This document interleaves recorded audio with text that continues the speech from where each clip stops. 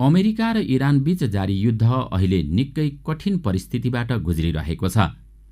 मध्यपूर्वमा जारी यो युद्ध आजकै मितिमा रोकियो र बेस्ट केस सिनारियो देखियो भने पनि अब विश्वले तत्काल राहत पाउन सक्दैन, किनकि इरानले बिछ्याएका अत्याधुनिक र घातक माइनहरूलाई हटाउन र यी शिपिङ लेनहरूलाई पूर्ण रूपमा सुरक्षित बनाउन कम्तीमा 2 देखि 3 हप्ताको समय लाग्नेछ।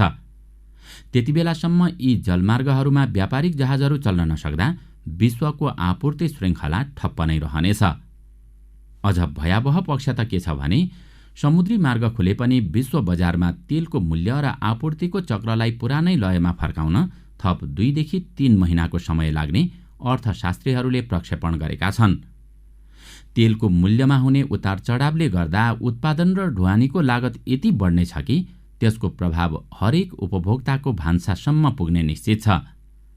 यस परिस्थितिलाई समग्रमा हेर्दा सन् 2026 को बाँकी समय विश्वका लागि आर्थिक रूपमा निकै भयावह र चुनौतीपूर्ण हुन सक्छ।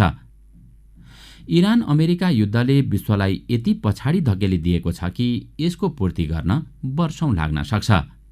यदि समयमै यसको समाधान नखोज्ने हो भने सन् 2026 को मन्दीले इतिहासका पुराना सबै रेकर्डहरू तोड्न सक्ने र विश्वका धेरै विकासोन्मुख राष्ट्रहरू टाट पल्टिन सक्ने उच्च जोखिम देखिन्छ।